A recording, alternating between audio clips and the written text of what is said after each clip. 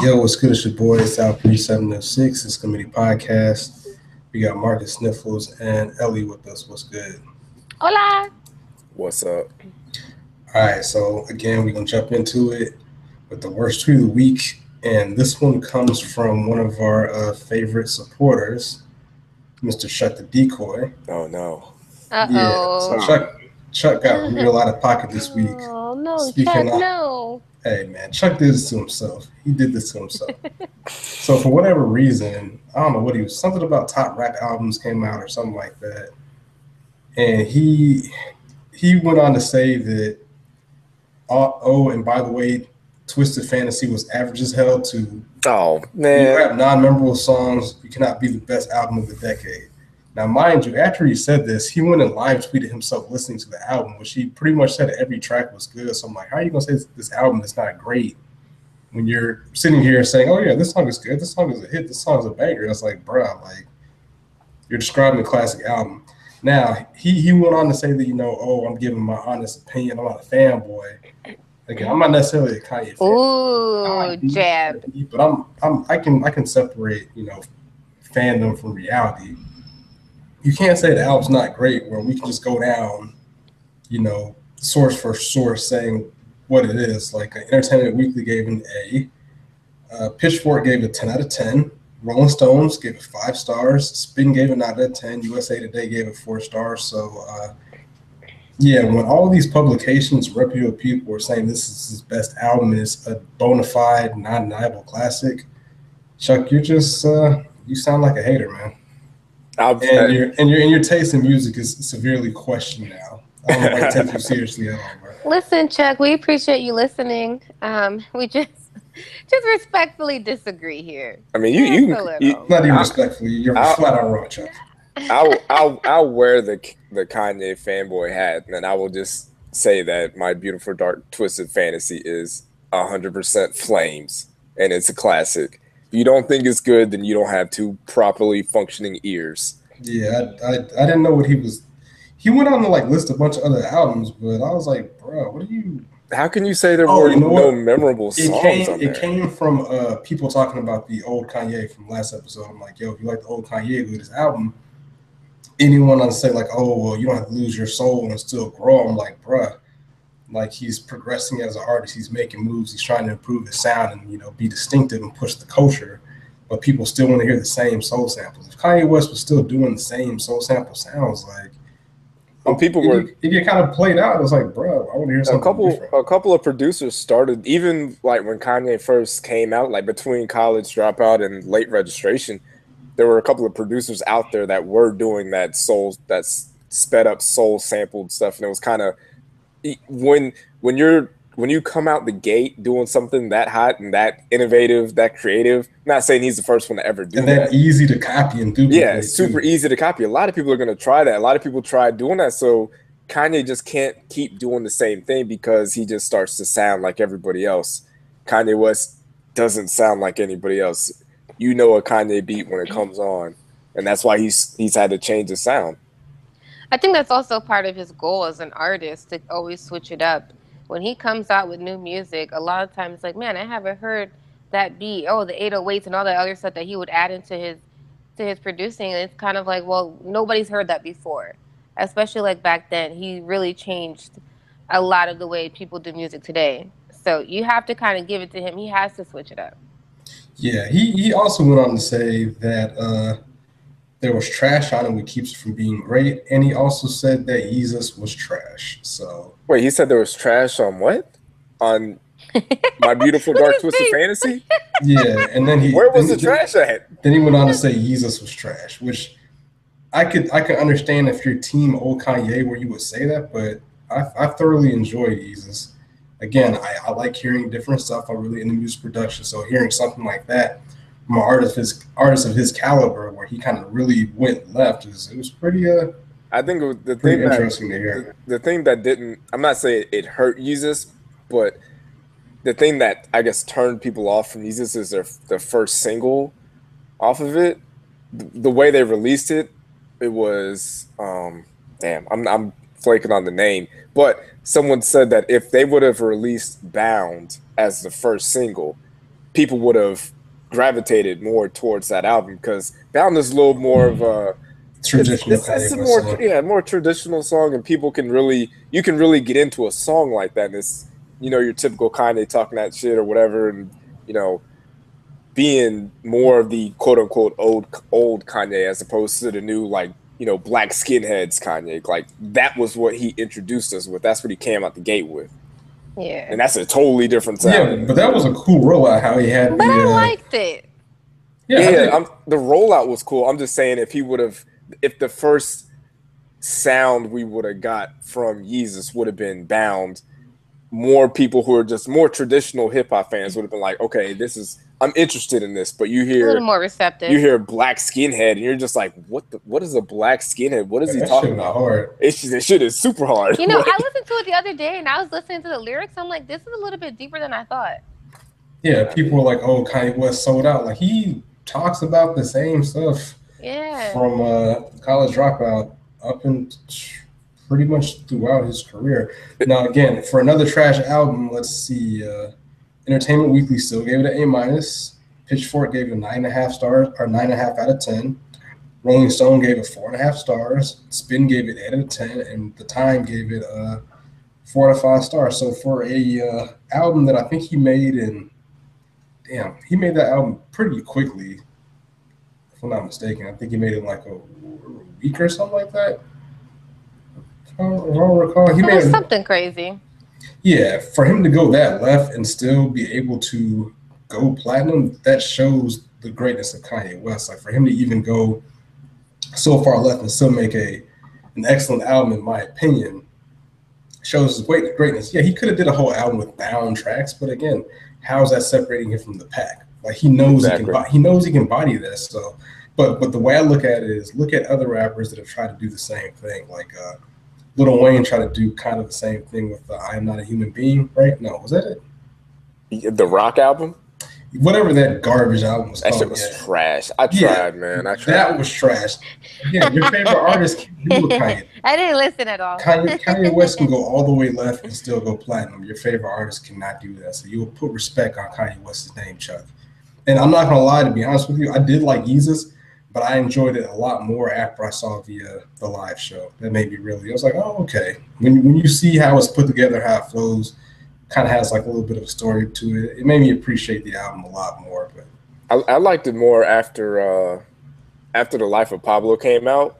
I listened to that, and then I went back and listened to Yeezus, and then I realized, like, for me, The Life of Pablo is kind of like all the sounds from every one of his albums put into one. Like, I feel like he used a lot of the same energy and distortion and kind of the yelling thing that he did on Yeezus. I feel like he used that on The Life of Pablo also. So you can tell it's like he's pretty much showed his growth throughout all his albums on The Life of Pablo. It's like him showing off, basically. Like, these are all the things I've done throughout my career, and I'm going to put them all onto one album. Yeah, and they say he's actually working with Kid Cudi right now. Put on an album. Some people. Ooh, that's going to be so emotional. Yeah, it's going to be so emo. I don't know if I'm here for that, but allegedly. I'm here for it. I love Kid Cudi. I'm here for it. I have my Kanye Stan hat on. I'm ready for it. I'm going to listen to it, but that's not the Kanye West I want to hear. Like, people want the old Kanye. I don't want to hear depressed Kanye, but, oh, well. Hey, you never know. There's too much depression going on with him and Kid Cudi like that. But I guess they're happy, healthy, out of rehab. Some people think that, actually, shout out to Michael Pratt, he thinks we're in the midst of a Watch the Throne 2 rollout, which I'm very skeptical about. Nah. I don't think so. I think that ship is sailed. That ship is gone, man. Well, like, Kanye and Jay doing. Like crumbling. I thought like the throne crumbled. Like, I mean, it would make a lot of sense as you think about it. You had Lemonade, which brought us, a seat at the table, and 444. Imagine if this is just some big. What if they could be working out their issues as we speak right now? Like, hey, but I'm gonna feel so played. Like, it's not played. It's humans. They go back so far. They have so much history. Like he said in his interview on Rap Radar. Kanye crossed the line. Maybe Kanye will realize that. Say, hey, I effed up. Let's get back to what we do best and create content that people are excited to hear. Or they go the other route and Watch the Throne Part 2 could be Kanye West and insert artist. People want to hear like Kanye West or Rick Ross or something. That is, I prefer. I don't know. I would prefer a Kanye Nah. West. I would prefer a Kanye West Rick Ross collab album over a Jay-Z Kanye Part 2. Like I don't want. I don't want a part. I don't want another Watch the I don't Throne if know I if could they get Jay-Z or Kanye and Rick Ross. I wouldn't choose Rick Ross, but I don't know if they can really top it. I still like when I go to the gym. Well, when I do go, that's still that's like on my playlist. That's on my workout playlist. Like I still listen. It was for me too. I listen to it regularly. So I I don't mean, know if they'll be able to top it. It's not a thing as far as like. It's not like, you know, J. Cole and Kendrick where you're like, okay, these two guys are great. Maybe they'll sound good together. But it's not that. Kanye and Rick Ross have pretty solid chemistry. He was on 2 songs from My Beautiful Dark Twisted Fantasy. He was on Kanye West. But they weren't exchanging though. They weren't going back and forth. It was like, hey, you do your verse, I do my verse. Him and Jay-Z were kind of going, you know, tit for tat, which I feel like they've done enough songs together that they have the chemistry to do something like that. It's not out of the realm of possibility. They have plenty of songs together that sound really good. Maybach Music 2 is a great ass song. Let's see. Fast Die Young is a good song. Are we gonna do this? We're gonna do like Kanye and Rick Ross couldn't do a good ass album together. Live Fast Die Young was again. That was them both doing separate verses. I can't hear it going from Rick Ross back to Kanye and Rick Ross. It just doesn't. You couldn't hear that until Jay-Z and Kanye did it. They hadn't done it before until Watch the Throne. But they set the bar, so now I have an expectation for that, and I don't. You don't feel like Rick Ross could step into Jay-Z's shoes right now? I'm skeptical. Absolutely not. Absolutely not. I think if you give Rick Ross the same kind of production that he had on Watch the Throne, Rick Ross is not a bad rapper. Like I'm not saying that he is, but he's not Jay-Z. He's not Jay-Z. It's about chemistry. But do you think Jay-Z is coming with that same energy that he had on Watch the Throne 1? Do you think he's bringing that same energy? If not more. I'm sure he could if he wanted to. Because he didn't really have it on 444. He had it on BAM. He had it on BAM. Like I'm talking about that. Marcy Me was Flitterdames. Marcy Me was crazy. That was a good technical song, but he wasn't giving you that hype shit. Like he wasn't talking that cat shit. I don't really need that hype shit. Like when that's they what Watch the Throne is, though. Not necessarily. It has some of it, but it had aspects of it. Like when they put out Ham, I was kind of like, I don't know if I want to hear this because Jay-Z and Kanye West on a Lex Luger track was kind of weird at the time. But the album.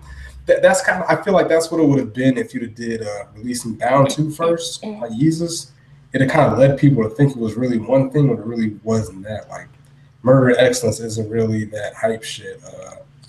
No Church in the Wild isn't really that hype shit. The Joy is not really that hype shit. You know what I'm saying? Like there's a lot of pretty mellow songs on there. It has a couple, but it's not the basis of the album. So, but that's my thoughts on that. And then another side note, Chuck. A lot of things that people, no, we're still talking to Chuck. Yeah, one thing that again the highlight Kanye West's greatness. A lot of people failed to respect him that he made a platinum album without cursing or saying the N-word one time on 808s and Heartbreaks. What other rapper could do that? Oh, you said without cursing. I was going to say without saying the N-word, I'd have gave you Eminem, but you said without cursing. Okay, so never mind. Eminem curses up a storm. So that's an amazing feat that I feel that wasn't talked about. If it was, I don't recall it, but that's pretty incredible, especially for the concept of that album to be so depressing and still great at the same time, and not to curse or say the N-word. Even his features, even the people that featured like Jeezy and Lil Wayne, they didn't curse either. So I thought that was pretty cool. Well, I watched something on YouTube. He was talking about creating that album, and the line where he says, "How could you be so Dr. Evil?" What he originally had was, "How could you be so goddamn evil?" And then he changed it to Dr. Evil. It's a little tidbit because I'm a Kanye West fan, and I look for stuff like that. Yeah, I'm a weirdo. Hi, Chuck. You're not gonna win this one here at the committee podcast. And I have invited Chuck on here to speak his mind and chop this up. So whenever you're ready to come on, Chuck, let us know. So real quick, I'm going to throw a curveball in here. So Throw it. One of our other listeners, Uh-oh. she knows who she is when she hears this, but she has a problem with the representation of the Bayhive and Oh, I know who you're talking about. black women. I think. So I'm at the point now where I guess she feels like I guess the black woman isn't represented well. I'm like, okay, well, technically, if I'm not mistaken, correct me if I'm wrong, you can be of Latino descent and still be considered black. Like you'd be Afro-Latino, the Dominican Republic and Haiti. Okay, I thought we was going into some like Beyonce shit, like for real. No. So I feel that the representation is there, just because it's not necessarily. Have I met this person? This is how I know if I'm talking about the right person. You know who I'm talking. I know. About. You saw the text messages. Oh, jeez. So look and see. You know what? This is the women. Y'all got to band together, man. Like, but here's my question. When it comes to the Bayhive, I guess I don't understand you. She feels as though it's a misrepresentation. What? Because I'm Hispanic, and like there's no other woman here. Like, do I have to be considered? And to go back to your point. Being Hispanic is an ethnicity. It's not a race. So technically, being Hispanic, I get to choose what race I want to be. On all my paperwork, I put black. Period. Point blank. So if that's the case, and that's basically my thought process. That's how they recognize me. They don't recognize me as being white. Not just cops, but just I guess society or what I feel more comfortable with. If I'm in a group of white people and I'm in a group of black people, I'm going to probably feel more. Not probably. I know I'm going to feel more comfortable. Not with the white people. I'm going to feel less comfortable. But I don't understand. So what? Because I'm not black, so I can't represent the Beehive, or is that what it is? I feel like I represent. I wasn't listening to the conversation. Like I wasn't there. I feel like I do a pretty good job holding on to Beehive. I feel like when push comes to shove, I got it. I think you do well for a male. I got it on lock.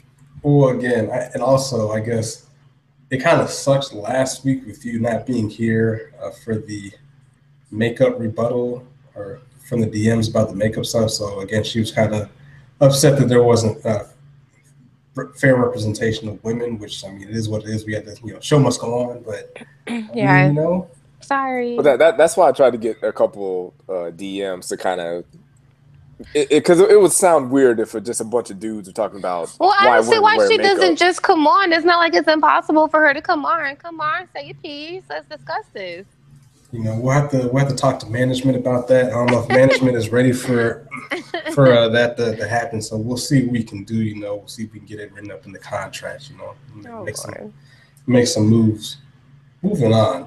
So today that was hella random. That was a real curveball. This is what we're here. We're trying to get your fresh thoughts. So today we're recording this episode is the 23rd of August. So I don't know if it's still going on, but the Kaepernick rally in front of the NFL headquarters was going on. I didn't go. And as you should. You didn't go? I wanted to. No, that's a bad idea. What? Why didn't you go? As I heard life. I heard a radio personality say that the feds are out there, so you don't want to be on the list. So I wouldn't have went out there. I'm not trying to be on the list. Were the feds at the Charleston rally, or? I was just gonna ask that. I don't understand. They only show up to the darker pigmentation rallies, I guess, apparently. So. Oh. I might be wrong, but that's why I was told. I'm like, yep, I can't be on any list. I like my job, so we're not gonna do that. You lie. You weren't planning on going to begin with, because I was doing. I actually forgot. I forgot it was today until I saw it, but yeah. So, but I saw on Twitter. I didn't see any crazy stuff happen. So shout out to I guess the NYPD. There's actually a lot of support, surprisingly, from NYPD groups out there. That is fraternity out there, brothers out there supporting them. A lot of people with Kaepernick shirts. So I'm glad that there wasn't tear gas and rubber bullets and tanks and all kinds of crazy stuff. Like we can have. Knock on wood. It's still early. I mean, yeah. Well, it's probably at this point. It's probably dissipated. Most people have probably gone home. It's still trending on Twitter, but yeah. I mean, people just want to let the league know, like, the jig is up. Like, the wool might have been over our eyes before, but we have seen the light. We have all become woke. So Yeah. it's not a game, and it's cool that it's actually starting to get a lot of traction, as you saw with the I don't know if you saw with the Browns player. They did a bit of a demonstration even after their coach kind of suggested not to do that. Had a group of players taking a knee and a couple of other players putting their hands on their shoulder. They said they were doing a prayer, which is, I guess, kind of a scapegoat because someone's going to bother you if you're praying, unless you're of another religion. But that's a different discussion. But it's cool, man. Like, people are starting to get hip to this. And the cool thing about it was there are people that are actually projected to be good players in that team doing it. Like, I believe their rookie quarterback they drafted, DeShone Kizer, if I'm not mistaken, he was involved with the Jabril Peppers was it? Yes, Jabril Peppers representing East Orange, New Jersey. Shout out to him. Yo, what's up? Yeah, he's a first-round draft pick, so you're not cutting any of these people that are kneeling. So this is when the rubber's going to hit the road, where you have, I'm not saying star players, but players that aren't not going to be on your roster doing these type of things. And I'm glad this is starting to kind of trickle down. We just need one star white quarterback. Aaron Rodgers, we need you to step up to the plate, drop to that knee, because like Aaron Rodgers can do no wrong. Aaron Rodgers won a Super Bowl almost a decade ago, and he's been great, but I feel that his legend is better than his actual production. Like, if I'm not mistaken, he's never come back from a two touchdown deficit, which is kind of crazy to think about as great as Aaron Rodgers is. But we need one of those guys. We know Tom Brady's not going to do this. He's obviously a wild Trump supporter, but we need somebody to step up, one of our Caucasian stars, and show a little more solidarity with the brothers. I just think it's ironic that they owners and general managers and certain fan bases don't want Colin Kaepernick on their team because they feel like he'll be a distraction. But him not getting signed, him not being signed for as long as it's been, has become a bigger distraction because now everybody, like almost every team, has a player that's doing it or speaking out or doing something. So if Colin Kaepernick were signed right now, or if he'd have got signed a couple months ago, I mean, would players still be kneeling? Maybe not. I don't know. I doubt it. But it's still like the issue that you have with Kaepernick is now amplified. Fans don't want to see players kneeling for the anthem, and now a bunch of them are doing it. And some of them are doing it because it's like, hey, we're doing it for social justice activists, equal rights. And there's probably some of them who are doing it because it's like, yo, Kaepernick deserves a chance, and we're going to keep kneeling until he gets a job. So if he would have had a job, some of these dudes would be standing up. So all this attention and distractions that you thought were going to come with Kaepernick's not here, and the quote-unquote distraction is still there. It hasn't gone anywhere. If anything, it's more amplified. Yeah, also shout out to I'm about to butcher this beautiful Muslim sister's name, but I'm going to call her Miss Muhammad because I cannot pronounce her first name. I'm sorry. She's actually from Maplewood, New Jersey. She's the one Olympian who wears I say this wrong all the time, the hijab. Yeah, the fencer. You know what I'm talking about? Yeah. I don't know her name, but I know who you're talking about. I promise you, 2 weeks ago, I saw her at the grocery store. I promise. You lied. The same grocery store that we go to? Yeah, I promise. No. I saw her at the Stop and Shop because she's from Maplewood, so she probably lives here. But I just saw that she was at the Kaepernick rally. So shout out to her. We have Olympians out here saying, "Hey, like this is not right." And I'm sure that she feels definitely can understand the issues that he's trying to bring light to, especially as we've spoken on.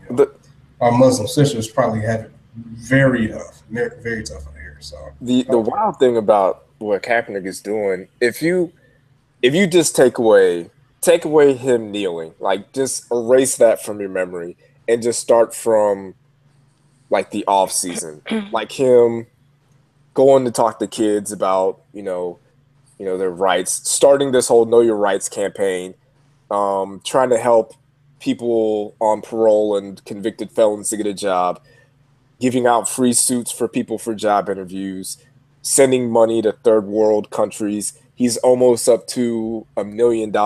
He's trying to raise $1 million. He's only $100,000 away. He's done a lot of charitable things. He's been very active in the community, and he's done a lot of good things. If you take all that stuff and ignore him kneeling for the anthem, he would be the NFL's man of the year based on all the stuff he's done off the field. But people cannot get over him taking a knee, and they're ignoring everything else that he's done. They're ignoring the money he's given. They're ignoring the talks that he's giving to people. They're ignoring all the good stuff that he's done because they're offended because he They're also ignoring the reason why he kneeled in the first place. Yeah, there's a lot of it's just wild to think that if he does everything that he's done so far, say he's just like, you know what, I'm gonna retire from football and I'm gonna just focus on activism. I'm gonna focus on trying to make this country better for everybody. You'd be talking about giving him a Nobel Peace Prize, or people would be talking about. Might get one day. And he still, he would have got one sooner. Now it's gonna probably take some time for him to get one because people don't like him now. He's, You think it's something else? You think it's like, like in politics, how like there's a lot of things behind the scenes in the White House we don't know about? Yeah, racism. You think there's something? You think? Well, no, that's something that we know. We clearly know about that. You think it's something else? You think he did something and they're not going to talk about it? Nah. Well, I mean, as of today, like Marcus said, he's at $800,000. He just donated another $100,000, and so all the people that kind of were, again, they didn't really agree with how he did the protest. Like we've beaten this point to the ground, but I don't care. It's necessary for people to continue to hear this so they can realize that, hey, this guy actually cares. If you just look at some of the people in place he donated money to, it's crazy. He actually donated $34,000 to Dreamville, to one of J. Cole's nonprofit organizations, Lower East Side Girls Club in NYC, Power of the Peace Toolkit, just to name a few, Teen Vogue Summit, General Transportations, 33,000 to 100 Suits for 100 Men, the program for people that got out of prison and need a job interview clothes, dry cleaning, new suits, new shirts, almost $10,000 worth of that, $2,000 in vehicle repairs, gas trips for people to go visit their families at Rikers Island, trips for women in prison, anything you could think of that people would, anybody else doing these type of things, they'd be, like you said, lauded and propped up as this great citizen, this great American, but this guy is being looked at as some sort of villain for all the wrong reasons. Anti-American. Yeah, and again, a lot of the people that are mad that he's kneeling for these rights, or that he kneeled for these rights and compromised for the military again. First he was sitting, then he actually said, hey, I'm going to compromise. So I've spoken to these people to show them more respect.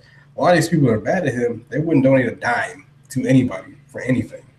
So that really tells them a lot about themselves. He's also not, for someone of his stature, it would have been easy for him to just give money because he's got money. He could easily just give money, but he's giving his time, and that's very important. And for me, it's a thing where I feel like he knows that he's not getting back in the NFL. Like, I feel like he knows that. And I feel like, this is just my opinion, I feel like he's at peace with that because he's doing things that are a little bit more, he's doing things that are more important than football. But the thing that I can respect about that is because of what he did, now all these other players are starting to take a stand, and hopefully these players aren't just taking a knee for taking a knee's sake. Hopefully they're taking a knee and going out and doing the work, doing the stuff that he did, following in his footsteps. And just to wrap up the Kaepernick thing, this NFL season, I will be tweeting out before every game, I hope you guys that are mad are at your house standing up for the national anthem every time. You better be in your house standing up with your hand over your heart and your hat off your head. I don't care if you're at home or if you're at a sports bar. If you were that mad at Colin Kaepernick over him taking a knee over the anthem, you better get your ass off your couch, put down the Cheetos, put your beer down, don't look at your phone, stand up for the anthem. Do it at your house. If you're that mad, if you're that offended, you stand up. Well, but we all know how that's gonna go. So America KKK, man. I don't see how they can get away with it though. What do you mean? Well, because I said, like, do you think there's something else that he did and that's why they're like, really shutting him out? I'm not saying that he has. No, I'm not saying that. But here's my point. My point is, if it's bluntly because of racism, how is it that they can get away with that? That's my point. I'm trying to think like, is there really nothing else? He hasn't done anything else for you to be this mad at him. If this is the reason why you're this mad at him and you're banning him, then It's like that's trash. it's How can they get away Well, with I can it? answer that the best. You said it. You said it. If it's racism, correct? Right? Right. Okay. All the billionaire owners of NFL teams are all old white men. So well, the Jags they're owner, not gonna. the Jags owner is Well, he's Middle Eastern. He might as well be an old white man too, because he donated $1 million to President Trump's campaign. So, Well, the thing about why if Colin Kaepernick wouldn't wanted to take legal action, all teams have to say is like, oh, he just doesn't fit our system, or we don't have the cap space, or you can come up with reasons that aren't explicitly, we just don't want him because of what he did on the protest. There's reasons you can have, but people are seeing. The thing is, people are starting to see through that. People are starting to look at film and look at the numbers, look at the data. They're like, yo, this guy can still play. He can play in any system. He's played well. He's played better than a lot of these other players that are getting jobs. So, well, shout out to Freddie Beast from Juice Lunch Podcast. I think he's actually, I don't know if he's boycotting the season, but he says he's not going to give the NFL any type of promotion. Adolphus Savage, wherever he's at, he's AWOL today. He said that he's going to do I think an 8-game ban last I checked. So shout out to them because they better than me. I will be watching the Falcons every single Sunday. But again, that doesn't mean I have any less respect for the movement. I still, respect him and support him in ways that I can. It's just, shout out to Career Crooks. He's on Twitter also.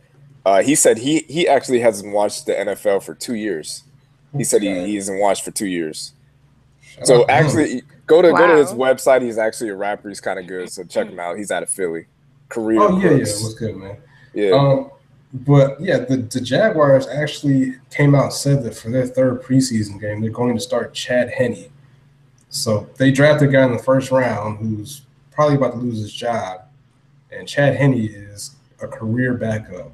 But Colin Kaepernick, who less than 4 or 5 years ago had a team in the Super Bowl, one pass away from being a Super Bowl winning quarterback. So that tells you all you need to know. All y'all people that say anything sports related, that why you cannot be on a team, you're telling on yourself, and you are an idiot, and I don't respect you. So shout out. Zilla Rocca, ZILLAROCCA. We'll probably just add him when we post the podcast. Yeah, he said he hasn't watched the NFL for like 2 to 3 years. Wow. Well, sticking with the NFL, how did you feel when you saw that your boy Odell almost lost his tendons in his knee? Well, initially I was like, oh my God. I was just so worried. And I was like, is he going to be okay, babe? You going to be okay? And then, he texted me afterwards, everything's fine. So I'm not concerned at all about him this season. Okay. Yep. Yeah, I mean, real quick on that, I saw a lot of people saying that was a dirty hit. That's definitely wasn't. That's football, man. Like that's what it is. Like, which is really rough. It was a rough hit, but it's a violent game. You see, it looks way worse in slow motion, but that was a clean hit, man. He got lucky, but it does bring to the point that why do we have preseason football, and that's on the coaches too. Like if you shouldn't have your star players out there for more of the season. Full disclosure, I am a Falcons fan. Julio Jones has not played a single snap of preseason, and allegedly it's for health reasons. But y'all don't have to lie. Y'all just don't want him to play. Like, just is what it is. Preseason games don't count. We need to have him out here risking freak injuries. And again, with football, it's always one play away from being out for the season of your career. But I'd rather that one play be risked when it counts versus the preseason where it absolutely doesn't count. So shout out to the Falcons for being smart.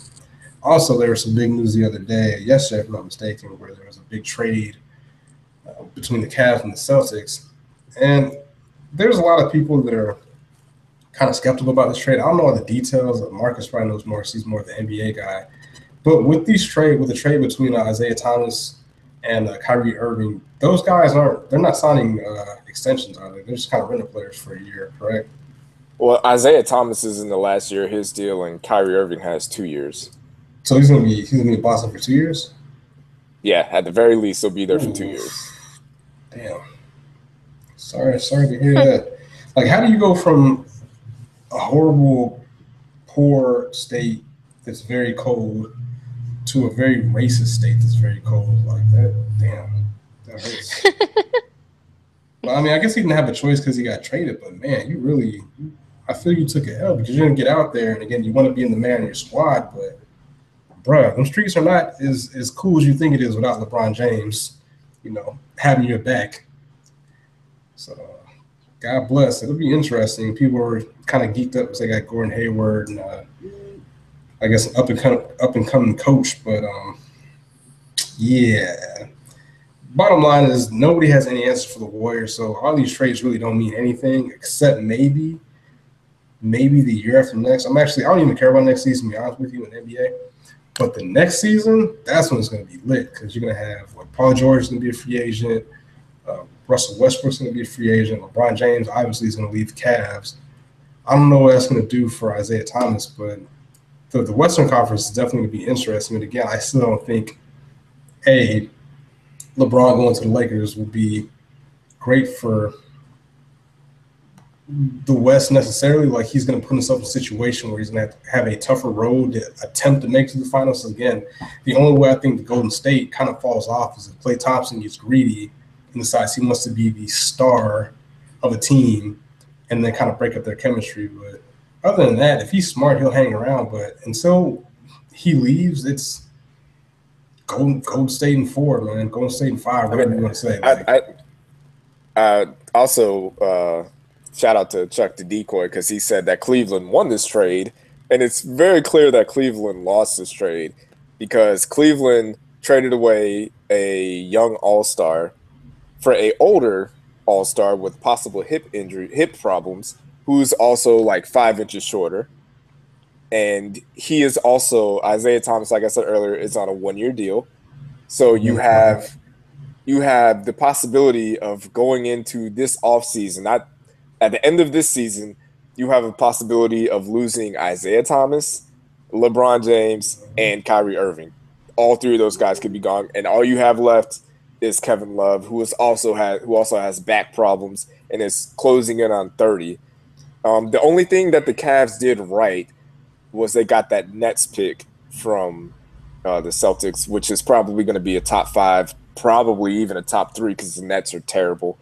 But the thing you have to look at when it comes to Cleveland is Cleveland, since Dan Gilbert has been the owner of that team, they have not been able to build a playoff team without having arguably the second greatest player to ever live. Without LeBron James, Cleveland has done nothing. Even with LeBron James, they are barely competent, and they have one of the best players of all time. So even if you're Kyrie Irving, you're on the Celtics, you're going to go through this year, you're probably going to get to the Eastern Conference Finals, and you'll probably lose to the Cavs. That's fine.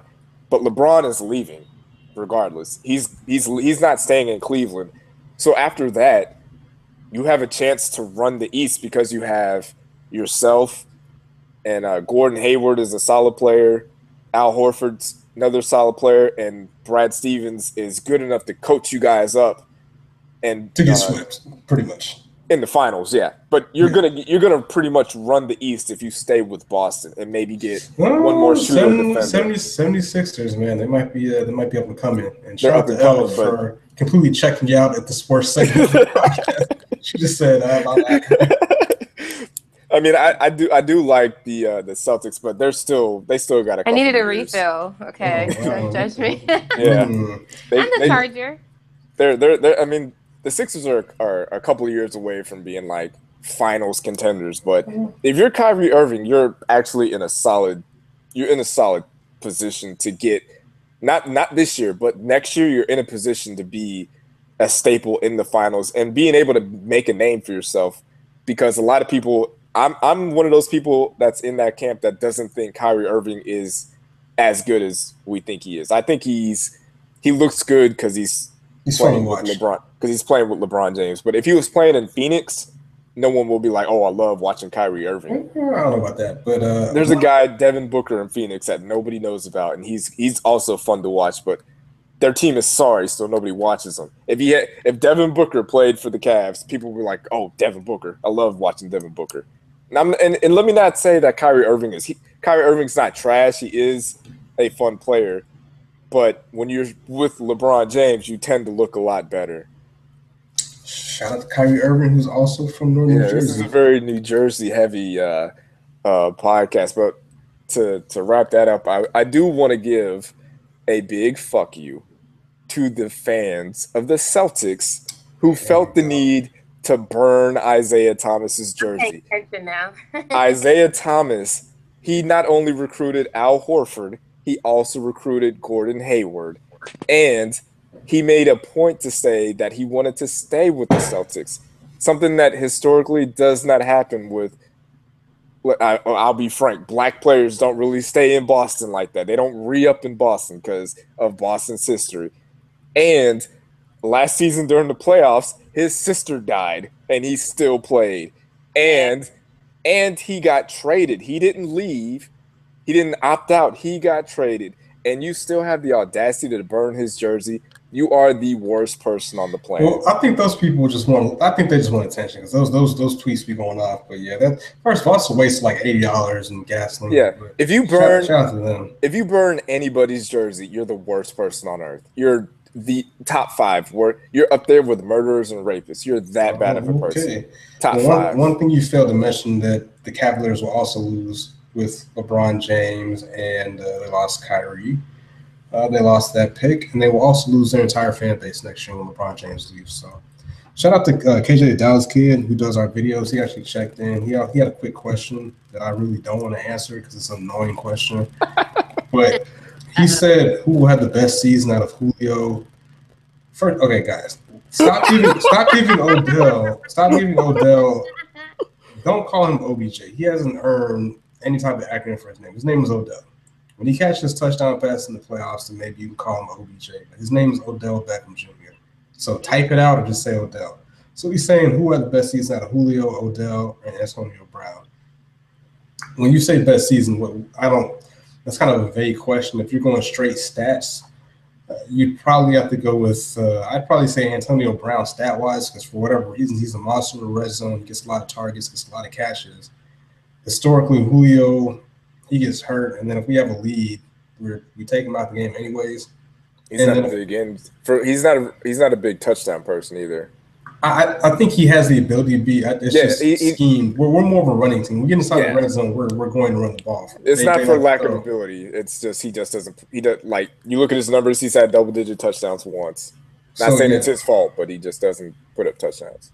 And then if you're gonna go for a fantasy aspect, I definitely would probably go Antonio Brown, Odell, and then Julio because with the Falcons, they spread the ball out to anybody has a Falcons jersey on this on offense will probably end up catching a touchdown pass. It's just what it is. They're not really hey, we have our guy, we're gonna hit him every touchdown. It's like, hey, whoever's open, whoever schemed open, that's who get the ball. So I think if I had to pick, I think I would go with Antonio Brown also, just because I think Brandon Marshall is gonna get a lot of Odell's end zone looks. All the looks that Odell was getting in the end zone, I think Brandon Marshall will get some of those. So I think it'll cut into his touchdown production.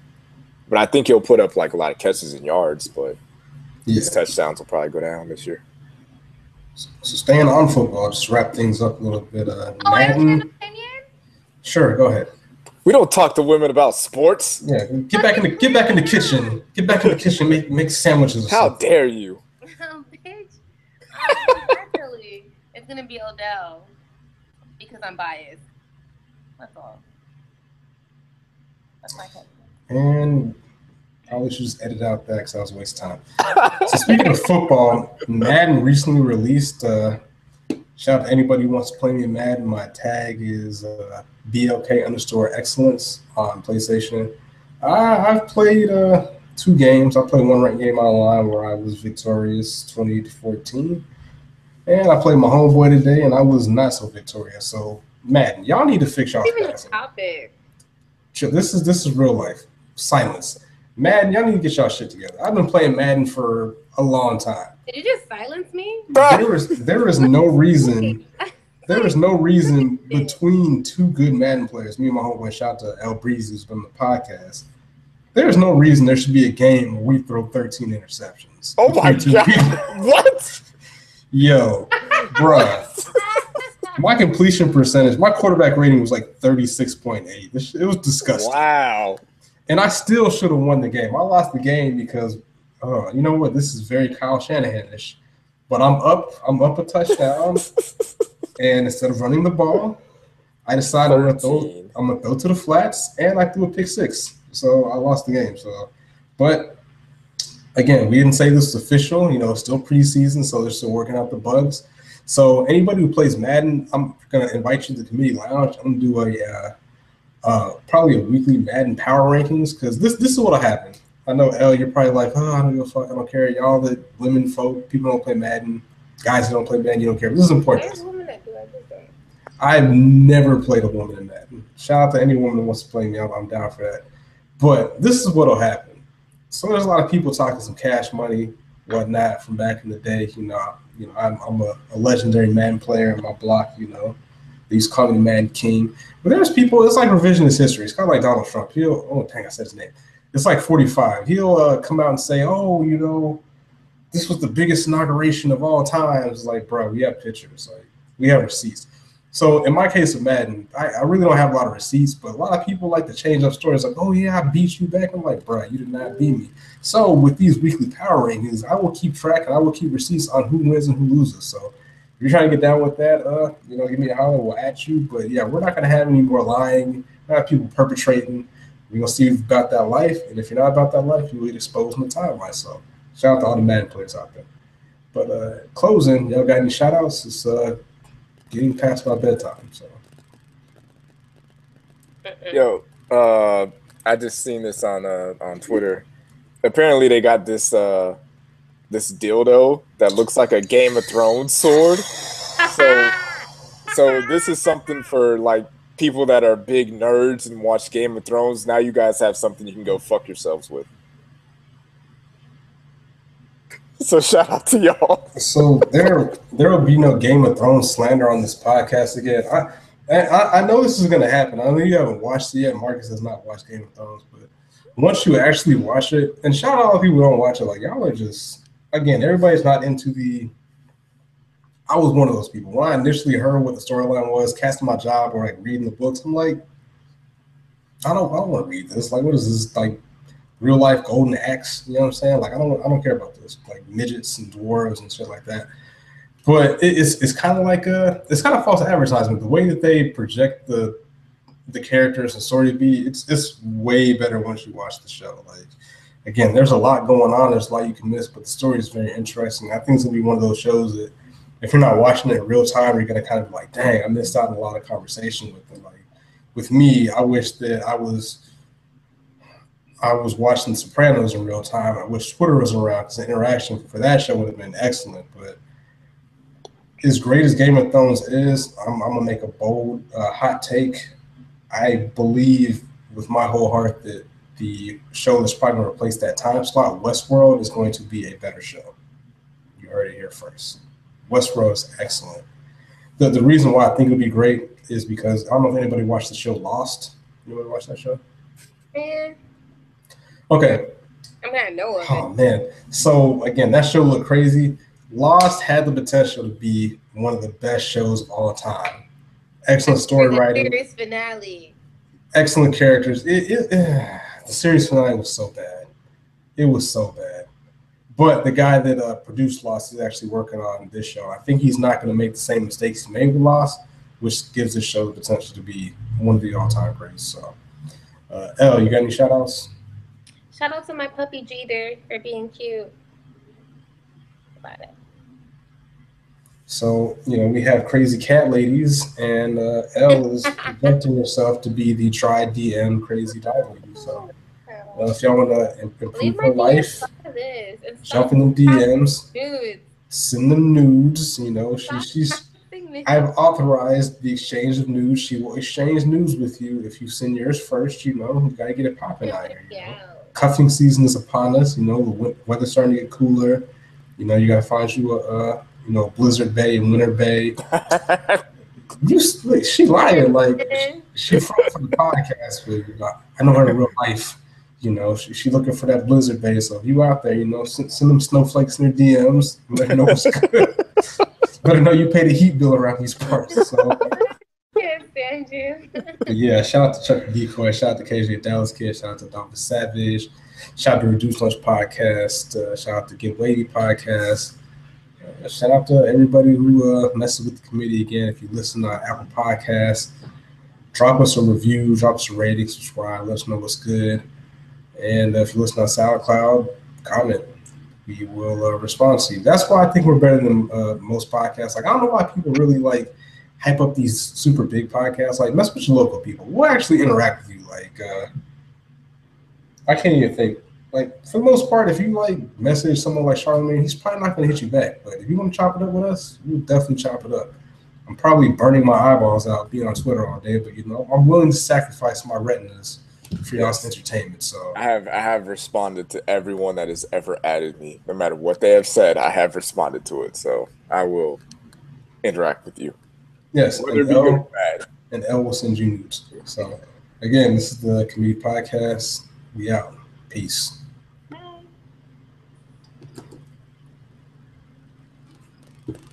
All right. Does your sister not like me? The tea has been spilled. I don't think it has.